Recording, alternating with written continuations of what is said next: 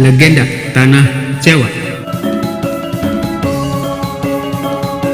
Pernahkah kamu bertanya sejak kapan manusia pertama kali menjejakkan kaki di Tanah Jawa?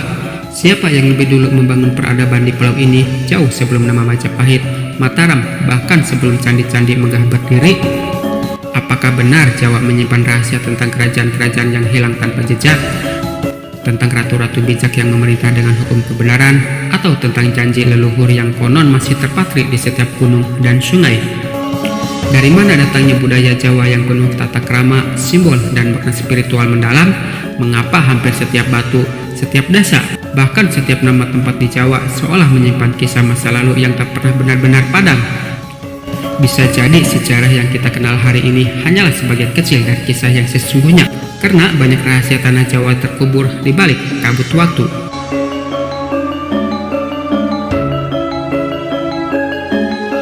Dalam video ini kita akan menelusuri jejak peradaban kuno Jawa dari kerajaan tertua yang namanya hampir terlupakan hingga sisa-sisa kejayaannya yang masih hidup dalam budaya kita hari ini.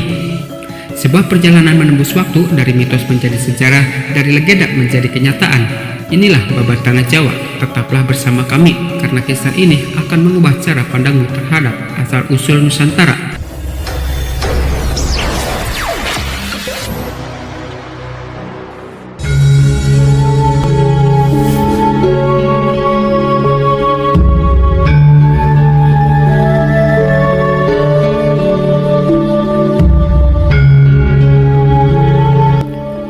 Awal peradaban di Tanah Jawa. Sebelum nama kerajaan-kerajaan besar tercatat dalam naskah dan prasasti, sebelum istana megah berdiri, dan sebelum suara gamelan menggema di tanah subur ini, Jawa hanyalah pulau sunyi diselimuti hutan lebat, kabut, dan gunung yang terus menyemburkan api.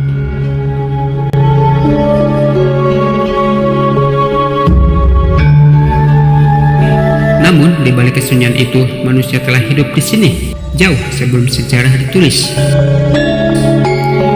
Jejak tertua ditemukan di lembah Bengawan Solo, sisa-sisa manusia purba Pithecanthropus erectus atau manusia Jawa yang hidup ratusan ribu tahun sebelum Masehi. Mereka berburu, mengasah batu, dan mulai belajar menaklukkan alam. Seiring waktu, gelombang manusia baru datang dari arah barat Nusantara. Mereka dikenal sebagai bangsa Austronesia, pelaut tangguh yang menyeberangi lautan dengan perahu berjadeh. Dari merekalah lahir bahasa, tradisi, dan sistem sosial yang menjadi dasar budaya Jawa. Lahan subur, air melimpah, dan gunung berapi yang memberi kesuburan menjadikan pulau ini tempat sempurna bagi lahirnya peradaban. Dari sinilah benih-benih kerajaan pertama mulai tumbuh. Dan di antara kerajaan-kerajaan awal itu berdirilah sebuah nama yang kini hanya kita kenal lewat batu dan prasasti.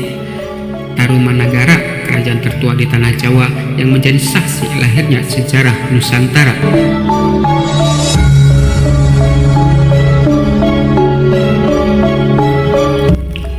Kerajaan Tarumanagara, cahaya pertama di barat Jawa.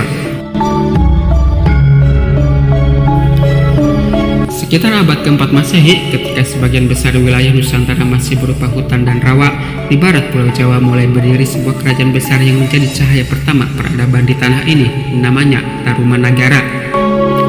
Kerajaan ini berpusat di sekitar aliran Sungai Citarum, wilayah yang kini meliputi Bogor hingga Bekasi. Dari prasasti batu yang ditemukan di sana, terukir nama seorang raja yang bijaksana dan berwibawa, Raja Purnawarman. Prasasti Carutan menuliskan tapak kakinya yang disamakan dengan tapak kaki Dewa Wisnu, sebuah simbol bahwa kekuasaannya dianggap sebagai perpanjangan tangan langit di bumi. Di bawah pemerintahan Purnawarman, Tarumanagara tumbuh makmur, saluran air dibangun, sungai diarahkan untuk mengairi sawah, dan perdagangan dengan India serta Tiongkok mulai terjalin. Bukti-bukti sejarah menunjukkan inilah masa di mana Pulau Jawa mulai dikenal dunia luar, bukan hanya sebagai tanah subur, tapi juga sebagai negeri yang beradab dan berpengetahuan. Agama Hindu menjadi dasar kepercayaan, namun budaya lokal tetap hidup berdampingan. Relief dan ukiran batu menunjukkan perpaduan unik antara spiritualitas India dan kearifan Nusantara. sejarah tak pernah berhenti di satu titik. Seiring waktu, kejayaan Tarumanagara mulai memudar dan kekuasaannya perlahan bergeser ke arah timur. Di sanalah di tepian Laut Jawa akan lahir kerajaan baru yang dipimpin oleh seorang ratu yang legendaris, Ratu Sima dari Kerajaan Kalingga.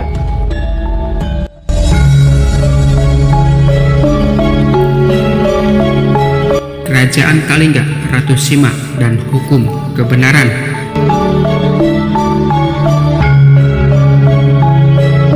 Ketika Tarumanagara perlahan meredup di barat, cahaya peradaban mulai menyala di tanah pesisir utara Jawa Tengah. Disinilah berdiri sebuah kerajaan yang dikenal dunia timur sebagai Holling dan oleh rakyatnya disebut Kalingga. Sekitar abad ke-6 hingga ke-7 Masehi, di bawah kepemimpinan seorang ratu bijaksana bernama Ratu Sima, Kalingga menjadi kerajaan yang makmur dan dihormati. Namun, yang membuat Kalingga begitu legendaris bukanlah kekuatan militernya, melainkan keteguhan moral dan kejujuran yang dijunjung tinggi oleh sang ratu. Dikisahkan suatu hari datang hadiah dari negeri asing, sekantong emas yang diletakkan di jalan sebagai ujian bagi rakyat Kalingga. 3 tahun berlalu, tak seorang pun yang berani menyentuhnya. Namun, ketika seorang pangeran muda tanpa sengaja menyentuh kantong itu, Ratu Sima menjatuhkan hukuman tegas. Potong kakinya karena telah melanggar hukum kejujuran. Namun, berkat permohonan para menteri, hukum itu disimbolkan, hanya ujung jarinya yang dipotong. Kisah ini menandai lahirnya nilai-nilai luhur masyarakat Jawa, tepat selera, jujur, dan adil. Nilai yang kelak menjadi fondasi bagi budaya Jawa selama berabad-abad. Kalingga juga menjadi pintu awal pertemuan ilmu dan budaya dunia timur. Catatan Tiongkok menyebutkan kerajaan ini memiliki cendekiawan yang menulis kitab hukum, astronomi, dan filsafat. Namun waktu terus berjalan, kerajaan-kerajaan datang silih berganti. Dari Kalingga, benih peradaban berpindah ke dataran tinggi Jawa Tengah. Di sana, gunung-gunung menjulang tinggi, sungai-sungai mengalir bagai nadi kehidupan. Di sanalah lahir sebuah kerajaan besar yang akan meninggalkan jejak abadi di dalam batu Mataram kuno.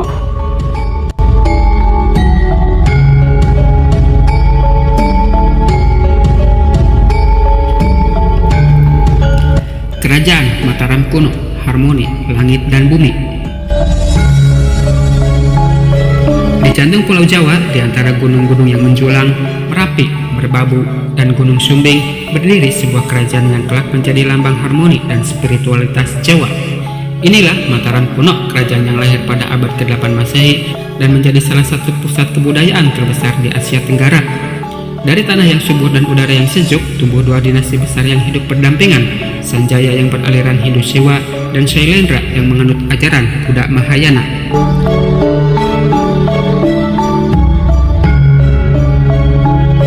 Kedua dinasti ini, meski berbeda keyakinan, hidup dalam keseimbangan, saling melengkapi, bukan saling meniadakan. Dari tangan Shailendra lahir mahakarya abadi, Candi Borobudur, candi batu terbesar di dunia yang bercerita tentang perjalanan spiritual manusia menuju pencerahan. Sementara dari dinasti Sanjaya, berdirilah Candi Prambanan, persembahan bagi Dewa Siwa. Tinggi menjulang, megah dan anggun, seolah menjadi jembatan antara langit dan bumi. Mataram kuno bukan hanya pusat kekuasaan, tapi juga pusat ilmu pengetahuan, kesenian, dan filsafat. Dalam masa itu, Jawa mencapai puncak harmoni, di mana agama, budaya, dan alam hidup dalam satu kesatuan. Namun, sebagaimana roda sejarah yang terus berputar, bencana besar mengguncang Mataram. Letusan dahsyat Gunung Merapi memaksa istana dan rakyatnya berpindah ke timur. Dari situlah babak baru peradaban Jawa dimulai. Lahirlah kerajaan-kerajaan baru seperti Kediri, Singosari, dan pada akhirnya kerajaan yang kelak menjadi legenda Nusantara, Kerajaan Majapahit.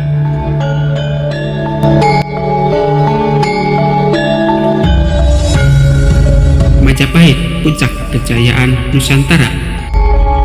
Dari Abu Singasari yang runtuh, dari darah dan intrik di Istana Tumapel, lahirlah kerajaan yang kelak menjadi lambang persatuan dan kejayaan Nusantara, Majapahit. Disclaimer: untuk lebih memahami kerajaan Singosari dan Tumapel, cikal bakal kerajaan Majapahit, alangkah baiknya teman-teman semua menyimak video sebelumnya. Baik, mari kita lanjutkan. Tahun 1293 Masehi, Raden Wijaya, menantu Kertanagara dari Singosari, berhasil mengusir pasukan Mongol yang datang menyerang dari utara. Dari kemenangan itu, ia mendirikan sebuah kerajaan baru di tepi Sungai Berantas dengan pohon maja yang pahit rasanya sebagai simbol keteguhan hati. Dari sanalah nama Majapahit berasal.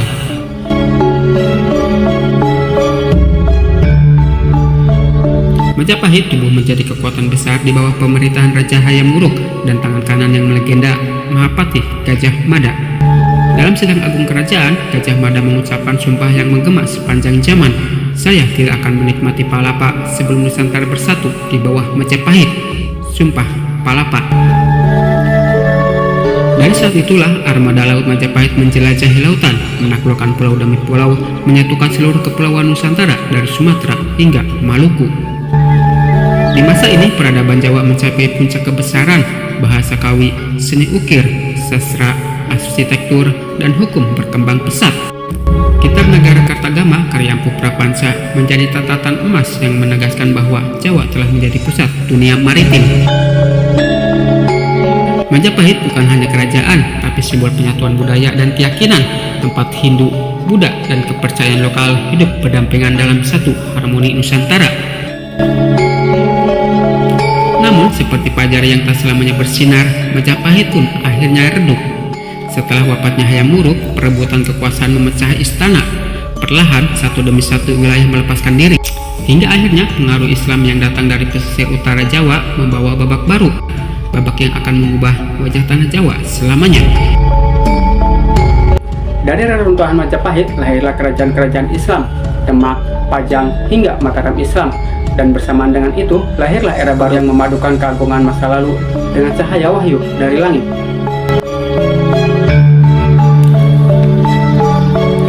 Mataram Islam dan Wali Songo, cahaya baru di tanah Jawa. Akhir abad ke-15 Masehi, ketika kerajaan Majapahit mulai goyah oleh perebutan tahta dan perpecahan dalam istana, sebuah cahaya baru mulai muncul di utara Pulau Jawa. Cahaya itu datang bukan dari perang atau penaklukan, melainkan dari lautan, dibawa oleh para saudagar dan ulama dari Gujarat, Arab, dan Samudra Pasai. Mereka berdagang di pesisir Gresik, Tuban, dan Cirebon sambil menyebarkan ajaran Islam dengan cara damai, penuh hikmah dan kesantunan.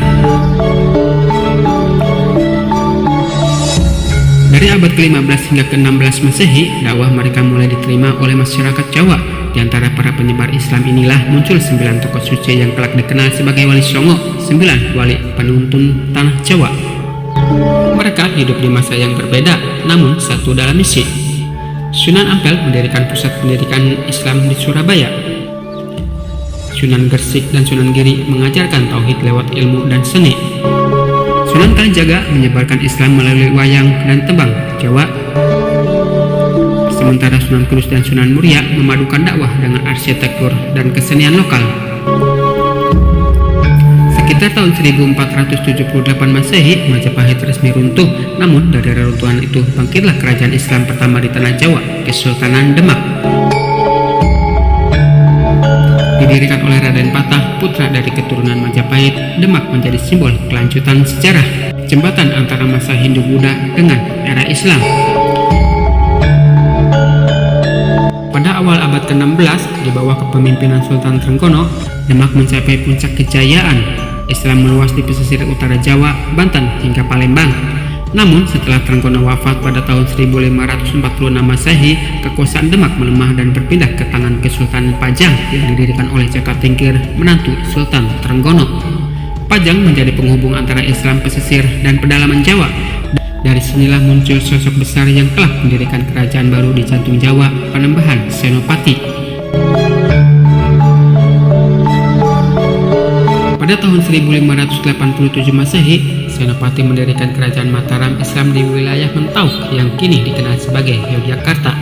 Di bawah penerusnya, Sultan Agung Anyokrokusumo yang memerintah pada 1613 hingga 1645 Masehi, Mataram mencapai masa kejayaannya. Ia memperluas kekuasaan hingga sebagian besar Pulau Jawa, memadukan politik, spiritualitas, dan budaya dengan harmoni sempurna. Sultan Agung juga memperkenalkan penanggalan Jawa Islam, menggabungkan sistem Hijriah dan Saka sebagai simbol kesatuan dua dunia antara iman dan budaya. Dalam masa inilah Islam benar-benar menjadi bagian dari jiwa Jawa, bukan dengan paksaan, tetapi melalui kebijaksanaan, kesenian, dan kehalusan budi.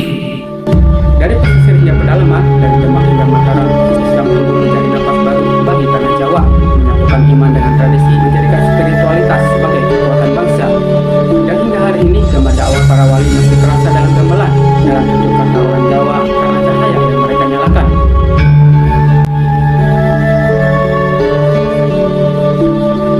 Dari Mataram Islam hingga Kesultanan Yogyakarta dan Surakarta, warisan yang tak pernah padam. Abad ke-17 Masehi, di tengah kejayaan kerajaan Mataram Islam di bawah kepemimpinan Sultan Agung Anggokusumo, tanah Jawa kembali menjadi pusat kekuasaan dan kebudayaan yang disegani. Namun setelah Sultan Agung wafat pada tahun 1645 Masehi, tahta Mataram mulai diguncang oleh perebutan kekuasaan. Pergantian raja tidak selalu berjalan damai dan bayang-bayang pengaruh Belanda mulai menembus istana Mataram.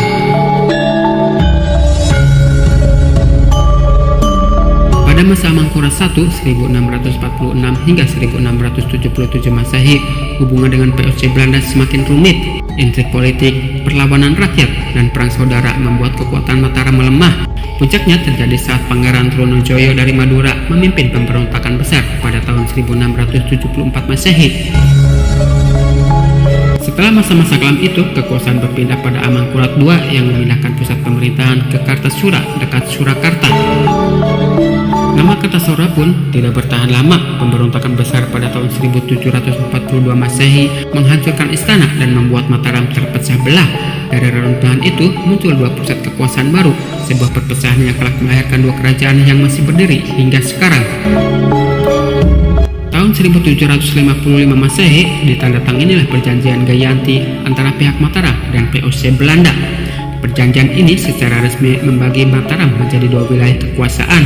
Di barat berdiri Kesultanan Yogyakarta Hadiningrat dan di timur berdiri Kesunanan Surakarta Hadiningrat.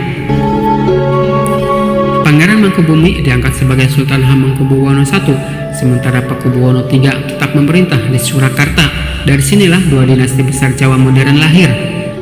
Kedua kerajaan ini bukan lagi hanya simbol kekuasaan, tetapi juga penjaga peradaban dan kebudayaan Jawa. Dari Keraton Yogyakarta dan Surakarta lahir seni tari, gamelan, batik, sastra, dan filosofi hidup yang menjadi warisan dunia. Pada abad ke-19 hingga ke-20, Yogyakarta dan Surakarta menjadi saksi perubahan besar di Nusantara, dari masa penjajahan, kebangkitan nasional, hingga kemerdekaan Indonesia. Peran Yogyakarta menjadi sangat penting ketika Sri Sultan Hamengkubuwono IX memberikan dukungan penuh bagi perjuangan kemerdekaan. Yogyakarta bahkan sempat menjadi ibu kota Republik Indonesia pada tahun 1946 hingga 1949. Sementara Surakarta tetap menjadi pusat budaya Jawa klasik, tempat para abdi dalam menjaga warisan leluhur dengan ketekunan dan kesetiaan.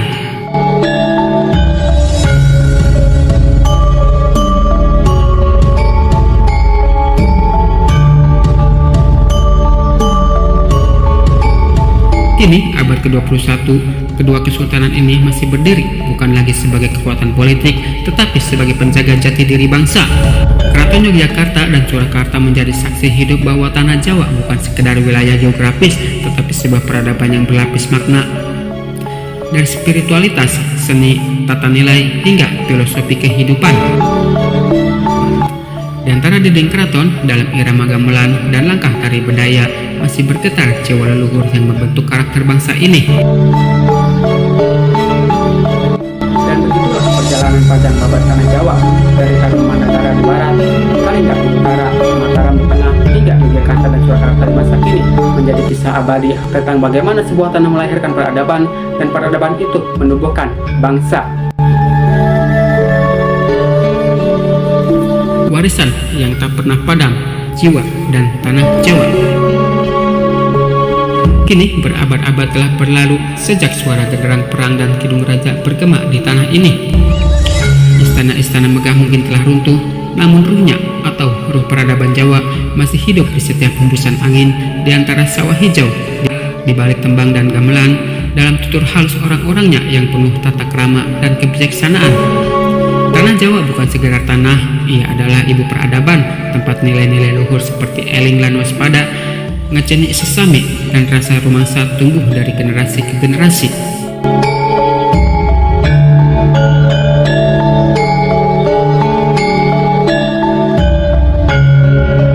Dari Tarumanagara yang menjadi fondasi, Kalingga yang menjunjung ilmu dan kebijaksanaan, Medang dan Kediri yang menulis kemegahan sastra, Majapahit yang menorehkan nama Nusantara, hingga Mataram Islam yang memadulkan spiritualitas dan budaya, semuanya adalah simpul-simpul dalam satu benang merah sejarah besar babat tanah Jawa.